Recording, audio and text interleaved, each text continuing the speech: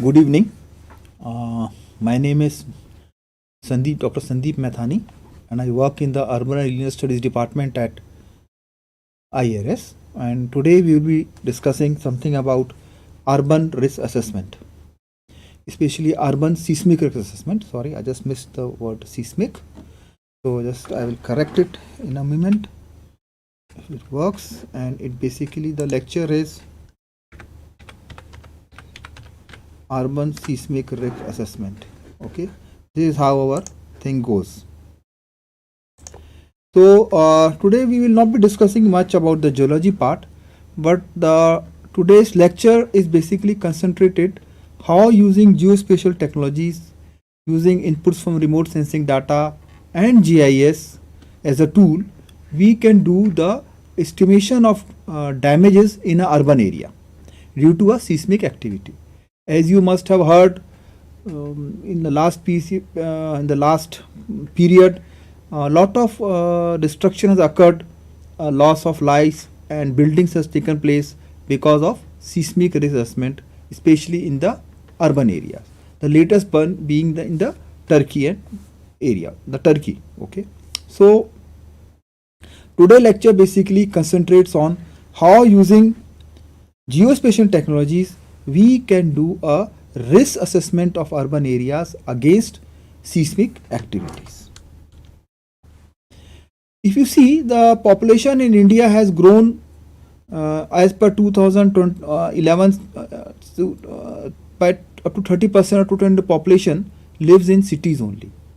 So if you see, compared to the developed countries, you may say it is not much, but if you see in absolute numbers, the urbanization in India is massive in nature, if not rapid. So you see, we have got a huge number which we have to basically look after. And because of this increased population concentration in urban areas, because in urban areas what happens, people are migrating to urban areas because they offer more job opportunities, more better facilities in terms of education and medical. So we are seeing a rapid concentration of urban population in the urban centers, and in order to accommodate this increased population, the urban areas have started expanding. But however, in order to accommodate this increasing population, areas that were previously avoided are slowly being converted into built up. Okay, and there is occupation of marginal land by the newcomers, basically which are having which belong to the economic weaker section. So because of this, development is taking place on steep slopes, river beds encroachment is taking place, and slowly the cities, they have become very highly vulnerable to hazards, both natural and man-made. It is not that if there is a seismic activity, destructions will not take place or losses will not take place in the rural areas. The rural areas, they also experience losses in terms of buildings, human life and the livestock. But in urban areas, we have got a huge concentration of population in a small area, because of which if there is a strong activity, the losses in terms of buildings, human population, another economic activity is manifold. That is the reason today we are discussing more about the vulnerabilities of cities. But of course, vulnerability of rural areas is also there. But relatively, there is a less concentration of population in rural areas compared to the urban areas. That is why we are focusing today more on the urban areas. Just I will show you how they have become vulnerable. If you see, in this is the main city, but you see these slopes earlier which were not fit for human settlement, but slowly you see a lot of multi-story buildings, a lot of dense population have now settled up in the slope areas. So these areas are very vulnerable in case there is a slope failure because of seismic activity, or maybe there is a flood or some other activity takes place. So the vulnerability of cities have increased because areas which are previously not fit for human settlements, there also the buildings have started coming, people have started residing in those areas. See, as I told you, we cannot stop a disaster from occurring. A disaster will occur, an earthquake will occur, a tsunami will occur.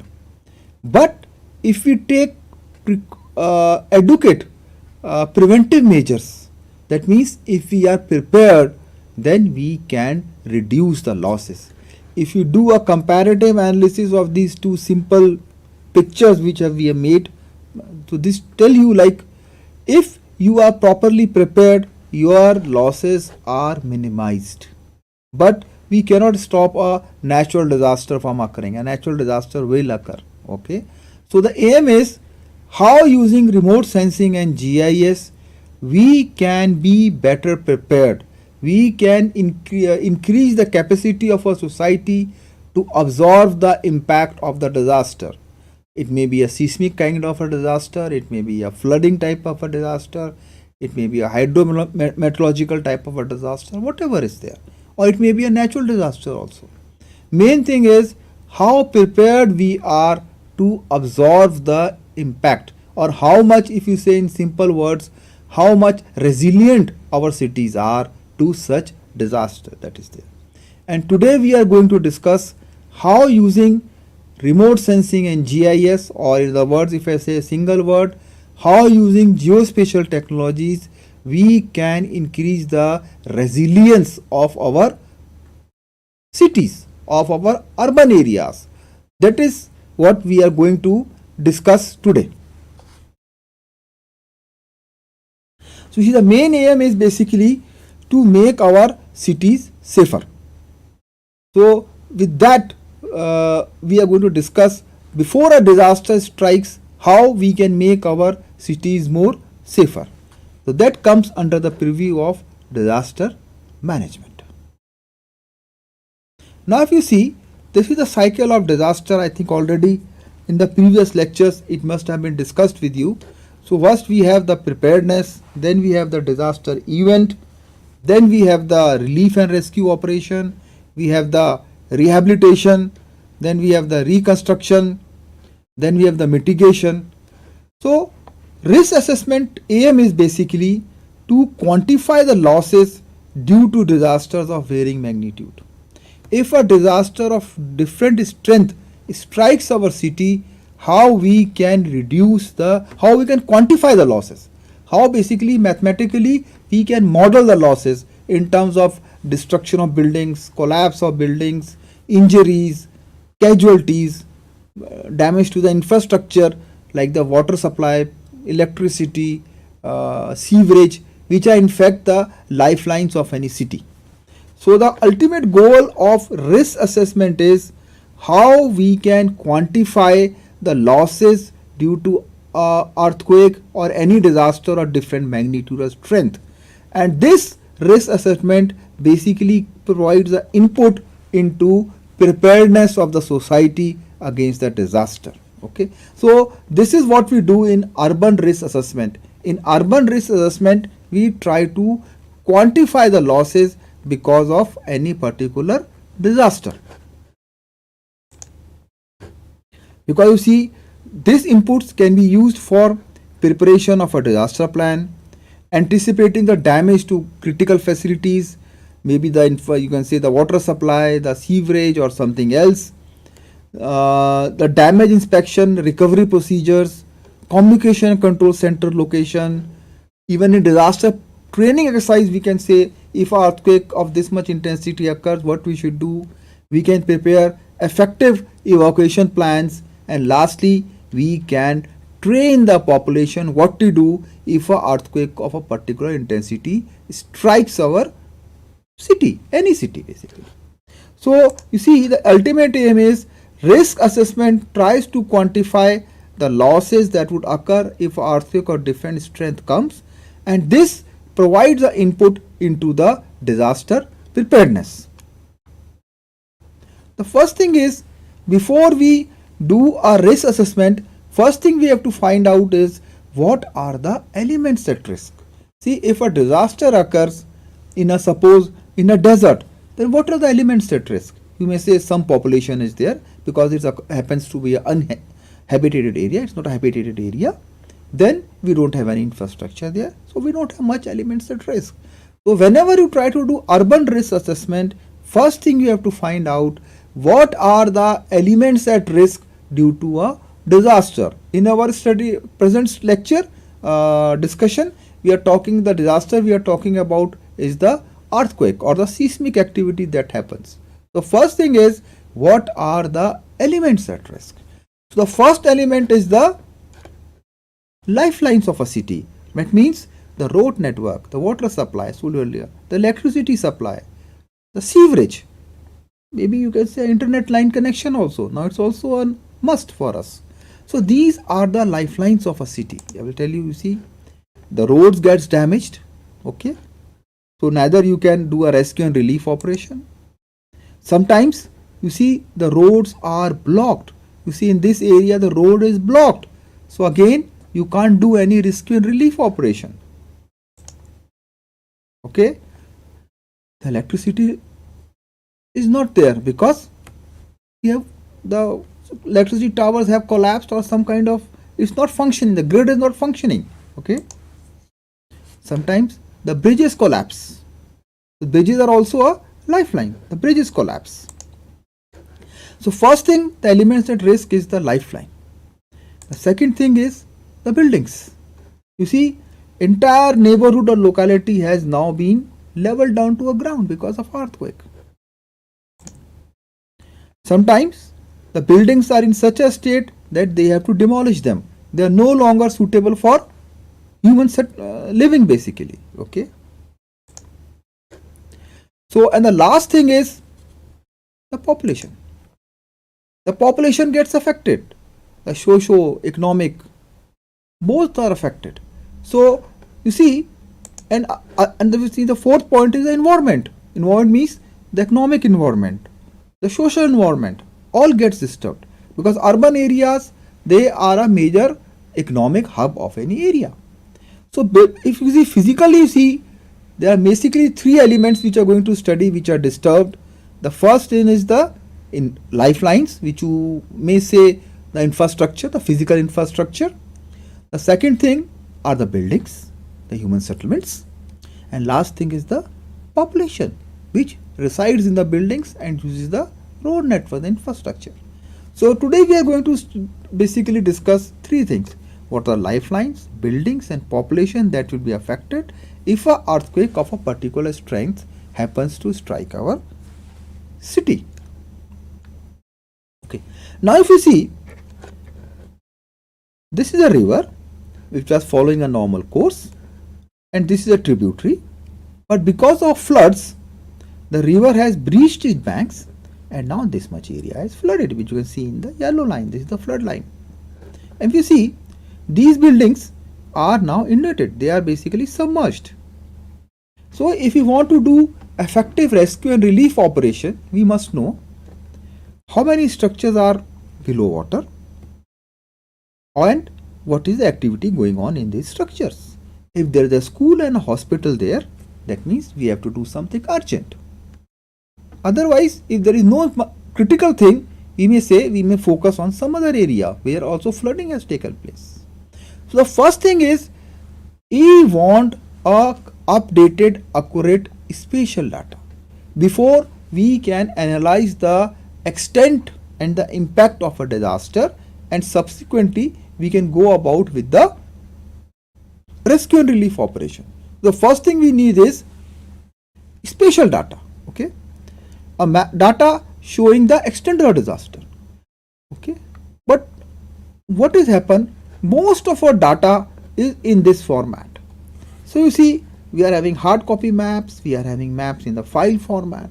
So in case of an emergency or a disaster, we require data to be updated, accurate and fast retrieval and communication of the data. From this traditional system, extraction of data takes a lot of time, and during case of a earthquake or any disaster, we don't have much time. Our operation has to start very fast. We have to assess the impact of the disaster and then we have to start looking for the alternates we can have. Here is where remote sensing and GIS comes into play. Remote sensing basically provides you spatial data, data showing the location of features on the Earth's surface. And GIS is a tool which allows you to handle and analyze this data. So broadly you can say remote sensing is a spatial data provider and GIS is a spatial data handler. So these are the roles of remote sensing and GIS in disaster management. Very broadly we can say remote sensing serves as a spatial data provider. It provides you data, accurate data, latest data which can provide you the impact of a disaster and what extent the human settlements and the elements and risk have been affected. And GIS basically tells you the how to handle this spatial data. So they are very clear cut role. One is a spatial data provider, other happens to be a spatial data handler. Okay. Now you see this is a boat and you see in dark it is doing an oil spill. So using remote sensing we can find out how much oil spill has taken place from this ship or from this yacht and subsequently you may find it or subsequent action taken. This is how remote sensing helps you to monitor some temporal data sets. Okay. Now you see this is basically a nighttime data set and what you see in white is the amount of light that is coming from the Earth's surface at night from human settlements. This happens to be Delhi, this happens to be Calcutta, then you have Banaras, Allahabad, and you can see just West Bengal as you go down. Okay.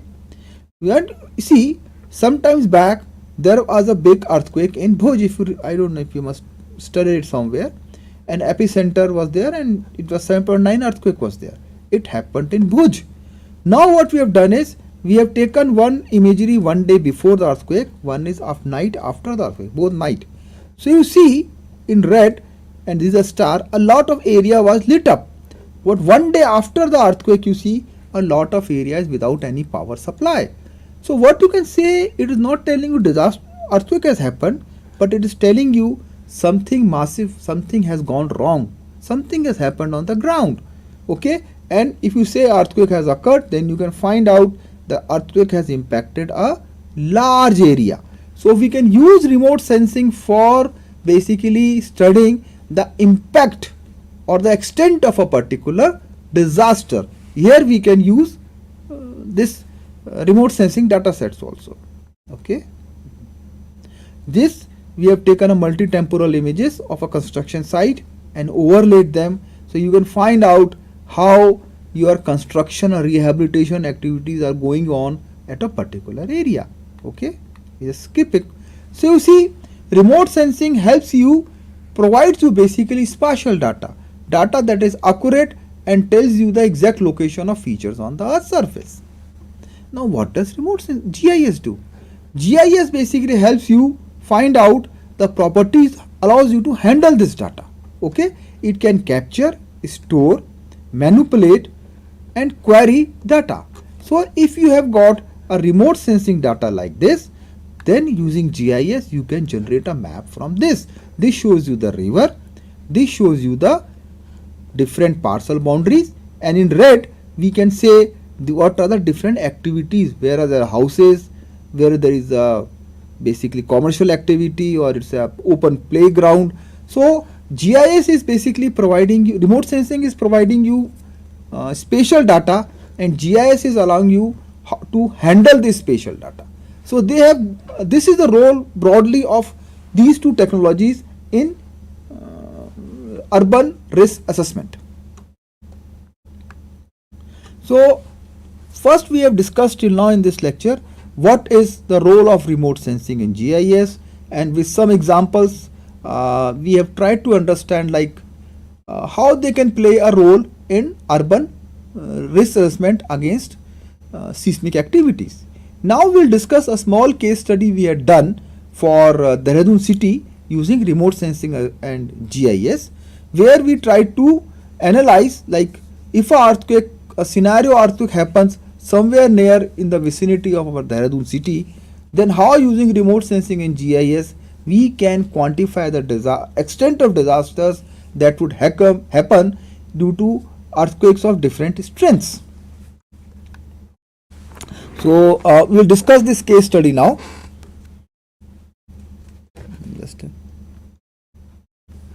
So you can see this is a location map. This is a map of India, and this is the Uttaranchal, and this is basically the entire Dehradun municipal area. So for showing the example, we have taken a small area of this. This is a high resolution imagery of our study area. So the methodology is, first we generate a scenario earthquake. Then we try to simulate how, because this scenario earthquake, the waves will travel and how much ground motion will take place because of this scenario earthquake we have generated. So this is called as the hypothetical model, where we try to set up the earthquake and the attenuation of this earthquake, the seismic waves that will take place because of different soil conditions. The second thing we do is we generate baseline data. So using here remote sensing plays a very important role. We can generate a maps showing the water supply, sewerage, road network, the buildings outline, plus along with their age, condition, and the demographic.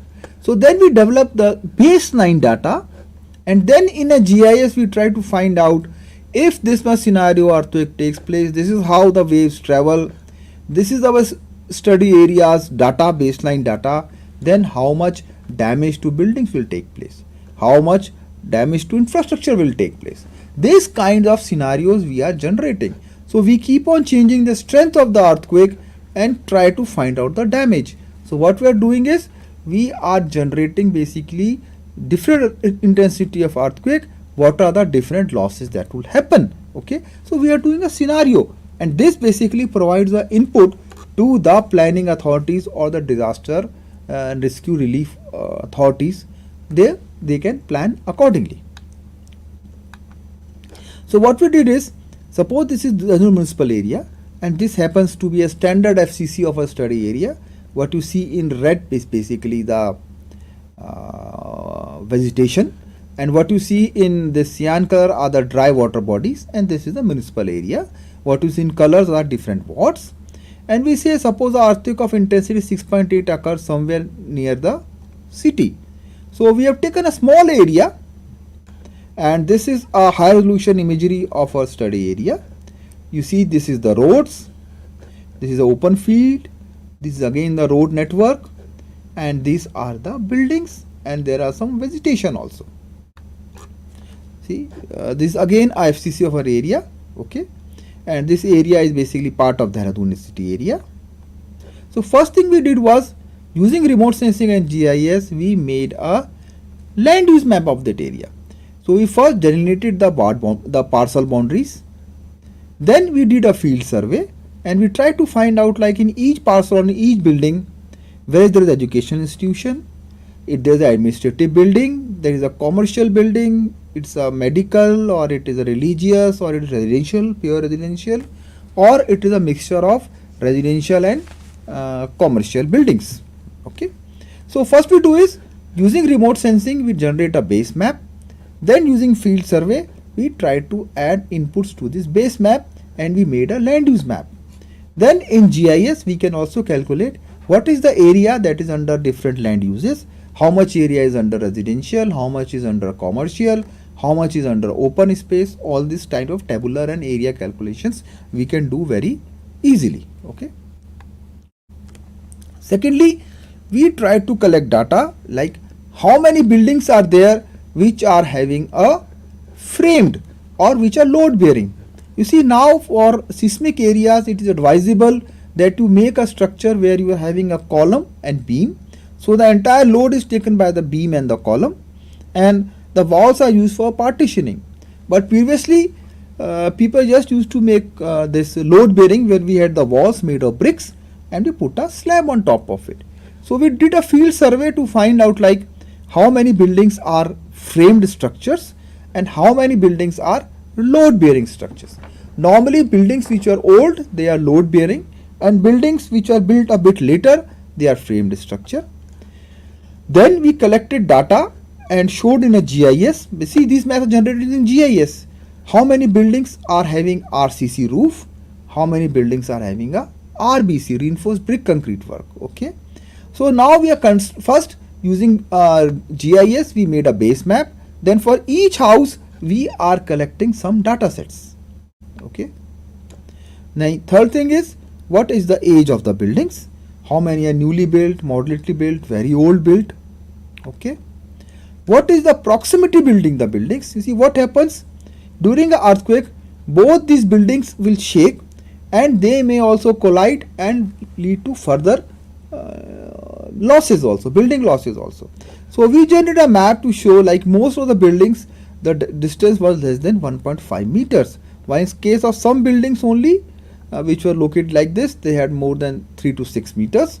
So we tried to then we also tried to, in a GIS we calculated how many buildings are within 2 feet, 3 feet, 4 feet, that is how much is the separation between the two buildings.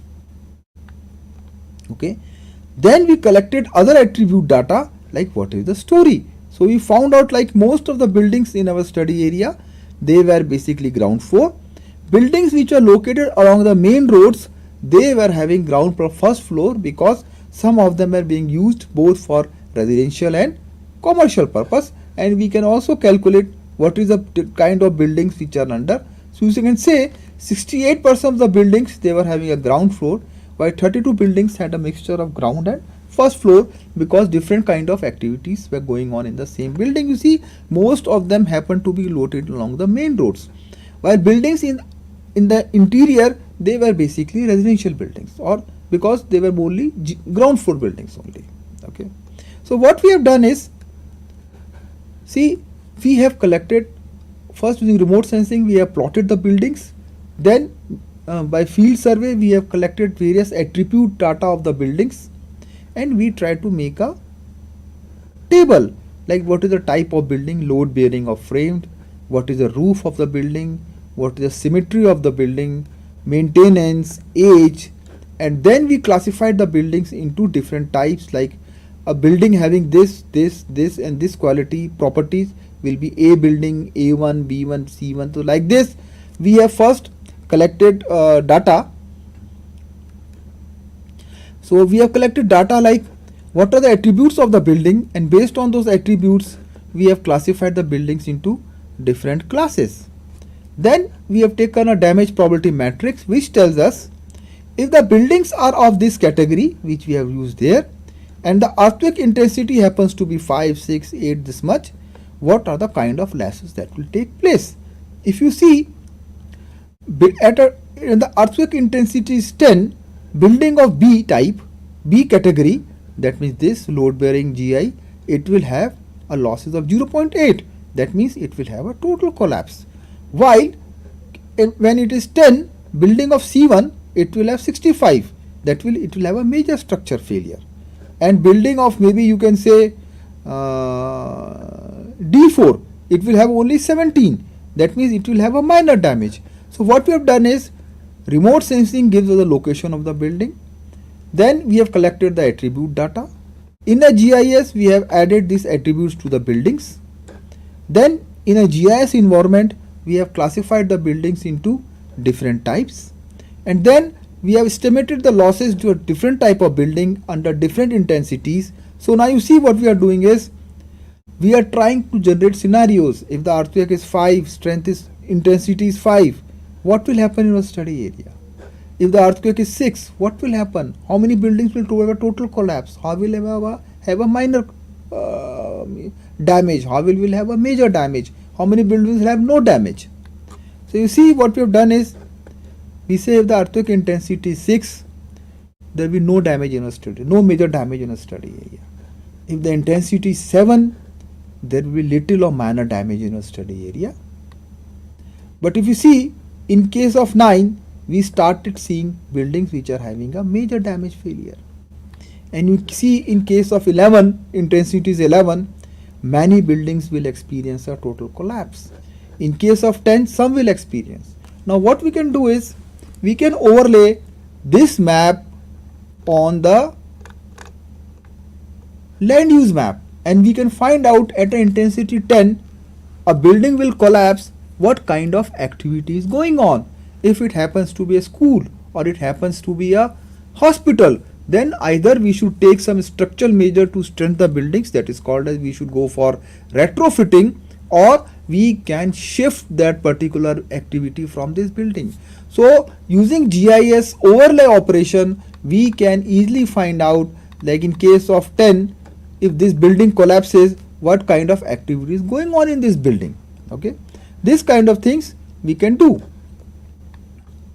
Again, this is just a table. Whatever we have seen, this results in a graphical manner. We have tried to express here in terms of a tabular format also. Okay, but you see, if you provide this kind of inputs to the disaster planning, this, you see, as I told you earlier in the first one,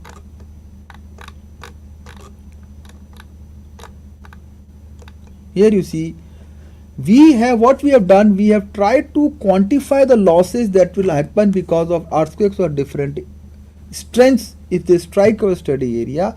We have tried to quantify the losses in terms of building damage, building collapse, and this is basically called as urban risk assessment. We have quantified the losses, and this kind of scenarios are basically going to the preparedness part. So we are better prepared. If this much happens, what will happen? If this much occurs, what will happen? So we can plan accordingly and make our cities more safer. That was the ultimate game.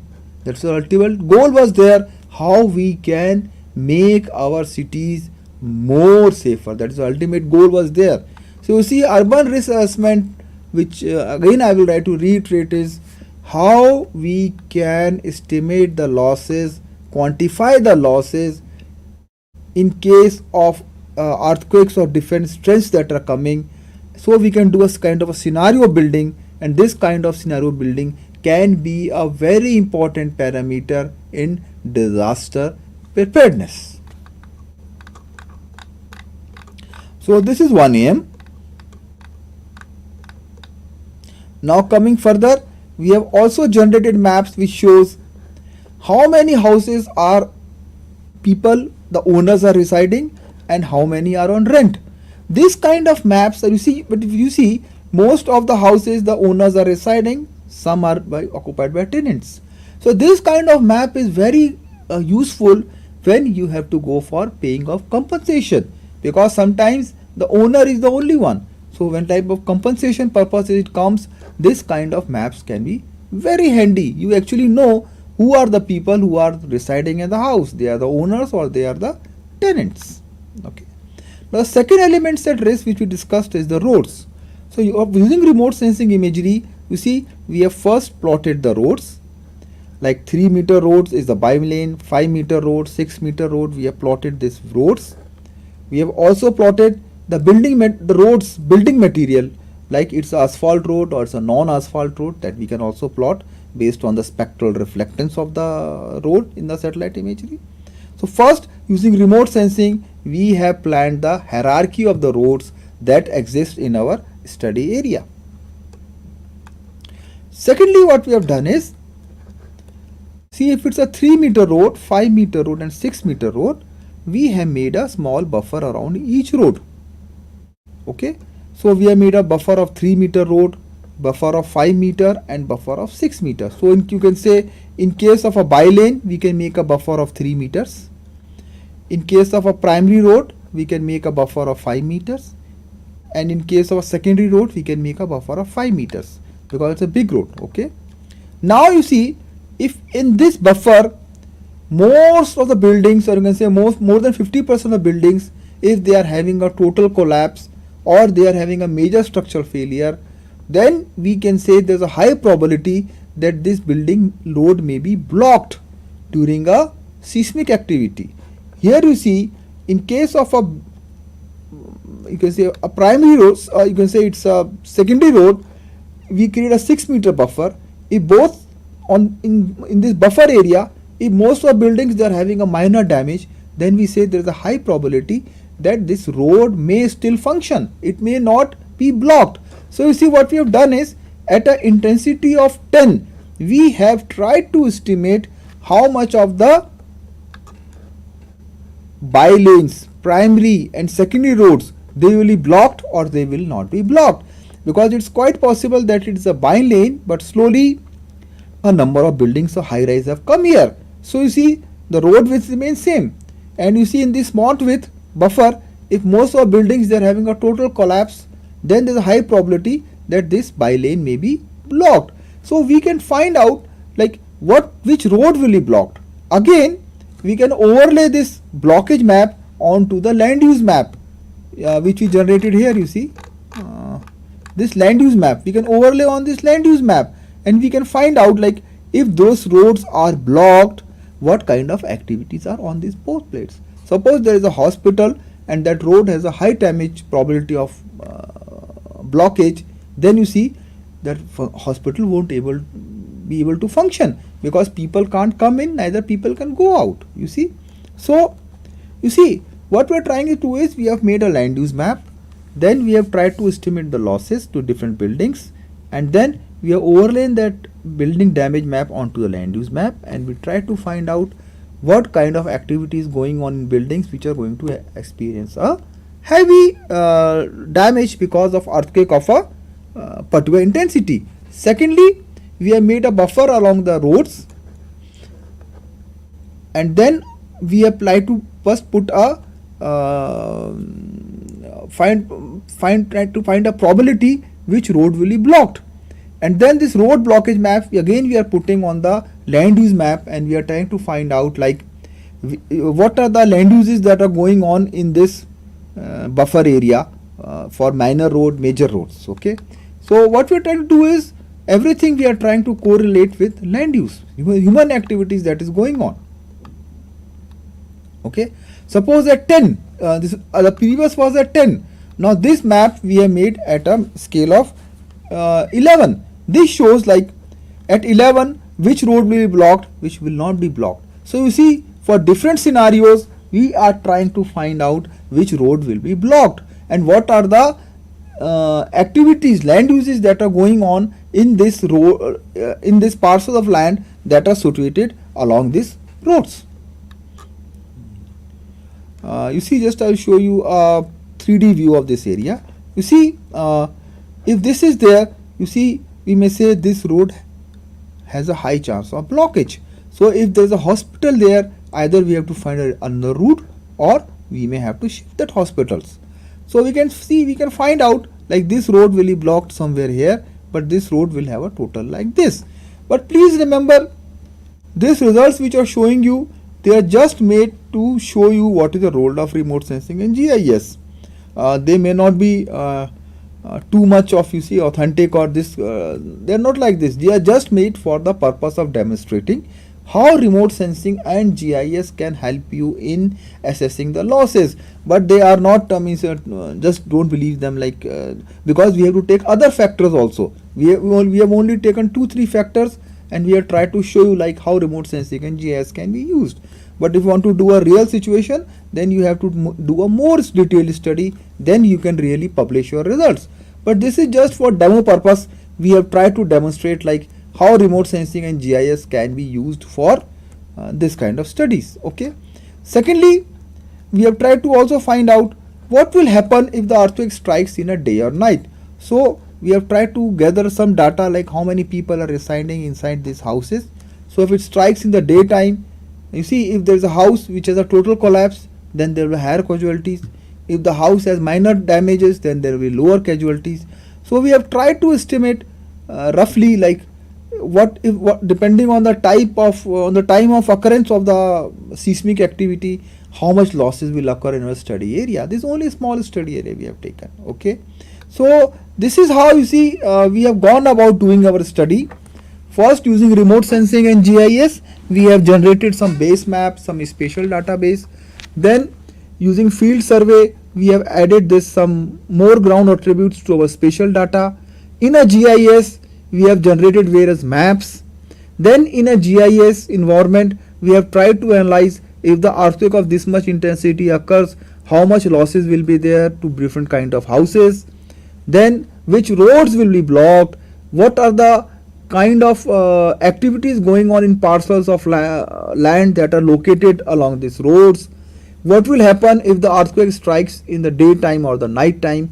So the ultimate aim I've told you earlier is we are somehow try to quantify the losses in terms of elements at risk. They may be the people, the infrastructure and the houses if earthquake of different things occurs. So the ultimate aim is we are better prepared for the different disaster. So the input of this kind of scenarios basically goes into the disaster planning. So the urban risk assessment is quantification of losses due to different hazards or different strengths, and then these quantification of scenarios can be used for disaster planning so that we can make our cities more safer, more resilient. So this is how in a nutshell we go about using remote sensing and GIS in urban risk assessment. The case study we have discussed here is urban seismic assessment for a small study area using some factors, but if you want to do a real study you really have to be gather more factors and do a major more detailed study, then you can really come up with some more good results. This is just for a demo, we have made a small study. So this is all from my side. Thank you very much for your patient learning, and I think now we'll have a question answer session. So you put up your questions if you have any doubts, and I will try to address them. Thank you. Thank you very much.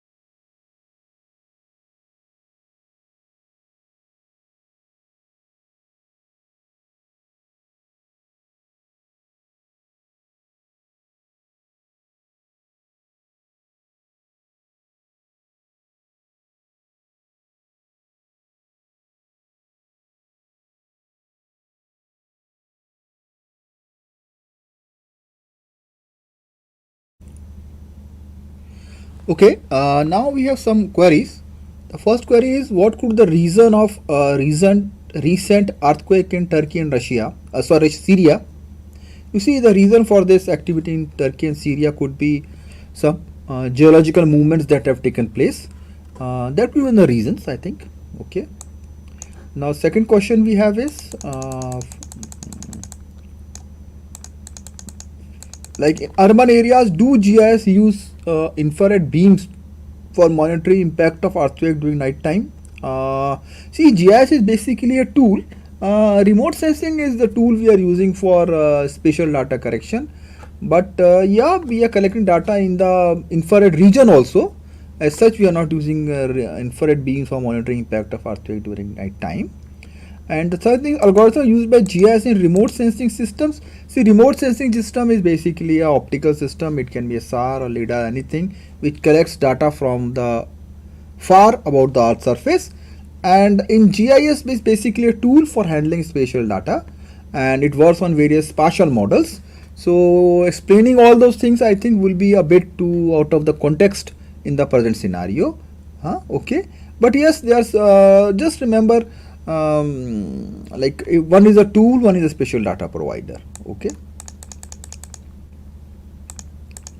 How remote sensing data will help in sensing earthquake? You see, remote sensing data cannot help you in sensing the earthquake. Remote sensing can give you information pre and the post disaster, like what has happened, what was on the earth surface pre. One is the pre and the second post. Okay, but it cannot help you in this monitoring. For that, you have to install a seismograph. Okay.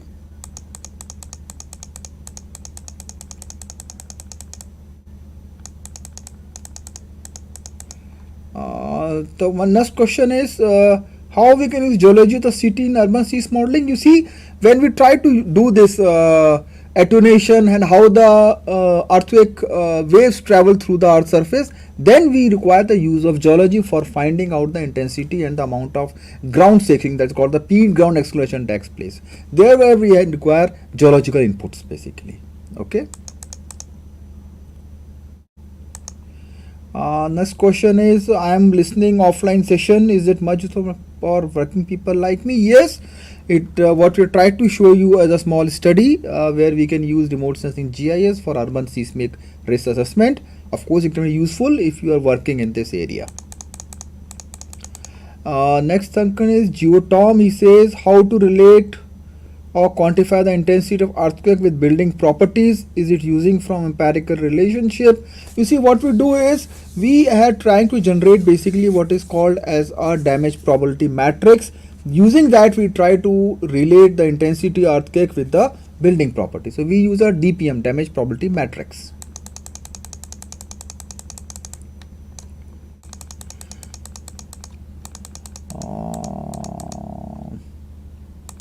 One question is there any way to identify that the earthquake is coming? No, we don't have much.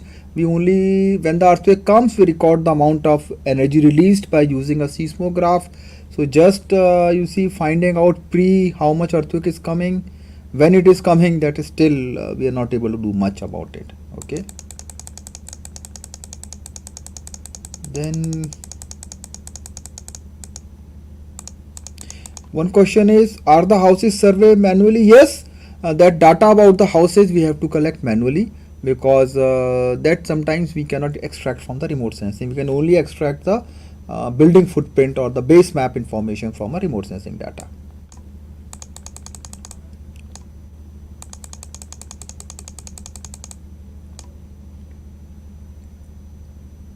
Next question is, the information or block roads and collapsed buildings can vary. What other factors should we keep in mind?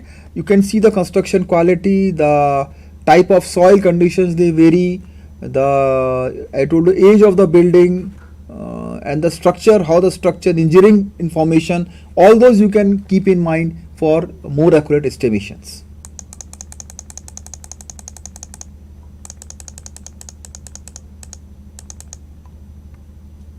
Next question is, can we use remote sensing GIS to determine deforestation? Yes, we can use it to find the amount of deformation. In fact, Forest Survey of India is using it. Next question is, how seismic risk is measured in cases of large water bodies formed by dam? You see, there are V's and mains which is beyond the scope of the lectures, but yes, we can do some kind of studies as you have suggested.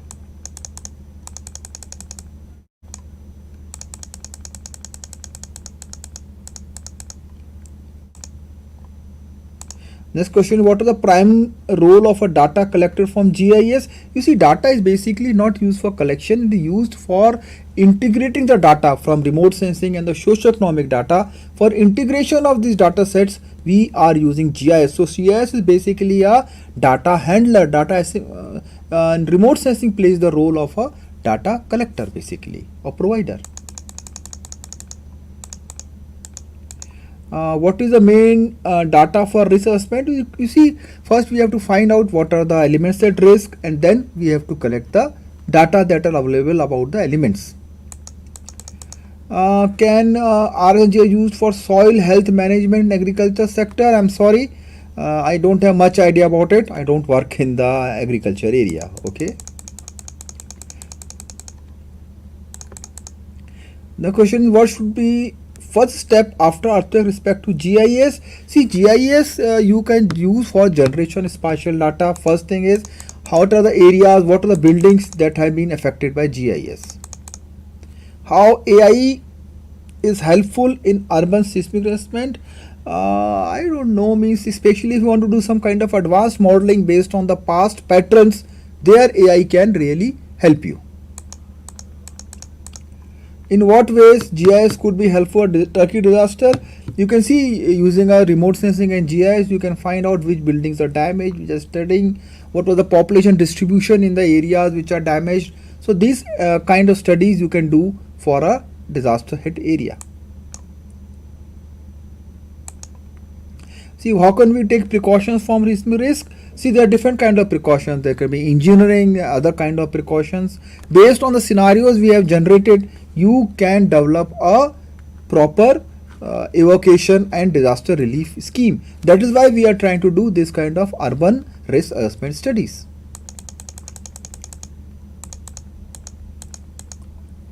See, how GIS helpful in determining where to build a housing development. You see, you can integrate different things like soil, water bodies, type of soil, the depth of the soil. This kind of layers you can integrate in a GIS, and then you can do a suitability analysis. So GIS basically helps you in analyzing this data. In Kolkata is a densely populated area. What is the early warning system for severe damaged? I don't much get, but early warning damage system regarding earthquake we don't have much. Okay, so in case of other disasters you can have it, and that can be very helpful. Okay. I don't know, means one question is it will be helpful in writing my research paper on the same topic. I don't know, means you just we can discuss it. I don't know, means what is your research paper. Okay. One thing is major application is civil engineering. You see, when you try to do this kind of things, you require some structural things about when you go about doing a risk assessment. You try to collect some structure information. It's a load bearing, or at the age of the building, the height of the building. There, as a civil engineer, it can really help you to assess the risk. Okay, that as a civil engineer you can play.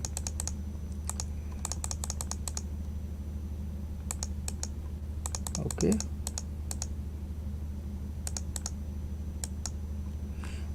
One thing is, what is Turkey disaster? Is natural, artificial? Of course, it's a natural disaster because it happened of an earthquake, and earthquakes are natural disasters only. Next question is, can we detect urban through advanced satellite? No, we cannot. See, remote sensing will only provide you data. Then really in a GIS you have to analyze those data and go about doing these things. Okay. Can we predict the, yes, based on the past occurrence, we can do some kind of a repeat cycle, but not for earthquake, but we can try to do kind of a repeat cycle studies to some extent only.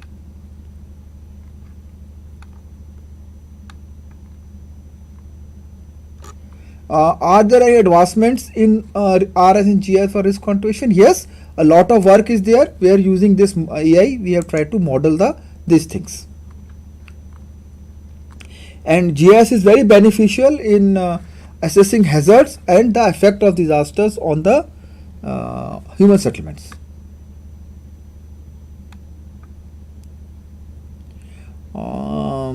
Yeah, you can identify earthquakes, but they're all indicators. Really, we can't pinpoint earthquake will occur or not, like these things.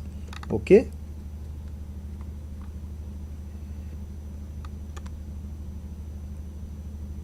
See, there are a lot of mitigation strategies we can take, like proper land use planning, proper controls of building heights, proper location of buildings. These are some of the major mitigation measures we can take for reducing the urban seismic vulnerability.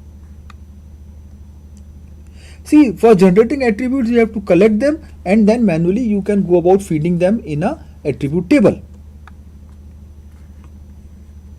One thing, improving vegetation will have effect on minimizing distress extent.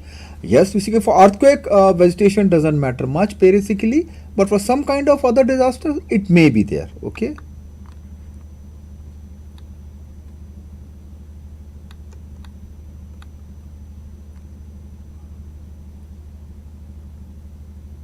No, we cannot do any time analysis. It's very difficult to really do a time analysis. Okay. You see, one question is repeatedly asked: can we treat earthquakes like animals? I don't know. Means really, till now we are not able to do that. Okay. You see, some structures can see different structures based on the design. They can extend. They can bear some kind of earthquake of some strength. But you see, when you make these kind of structures, your cost also goes up. So you have to see the cost and the feasibility also, right? But different structures, they have got different vulnerability to different kind of earthquakes or different intensities. Any software based on GIS you should learn and use, nothing like that. You can use GIS. You are comfortable with AutoCAD. They're same thing. Okay.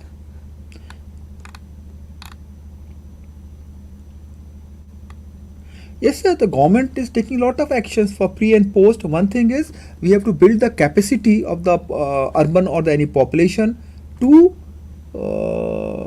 make them more resilient to this kind of disaster. Thereby the government is repeatedly carrying out various plans, informing the people also, so they know what to do when an earthquake of particular strength strikes. Okay, one common is satellite data products to be used. See, there are a lot of data products. You can use a medium resolution data, high resolution data. You can use Indian satellite or data. You can use Landsat, Sentinel, Planetscope. Lot of data is there. Depending on the level of detail you want to study, you can use different kind of data sets. Some are freely available, some have to be collected. Okay. Yes, you can generate a contour map, but you can analyze the contour map, you can find the slope, you can find the aspect, different kind of things can be done in a GIS environment.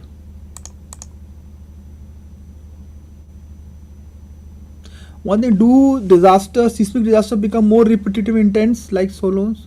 No, there's nothing correlation like that. Okay, no correlation like that. So no, we don't know. Means there may be a change in the groundwater also, because earthquake occurs of geological activity. Sometimes it is possible also, but we don't have any concrete results like regarding your question. Okay.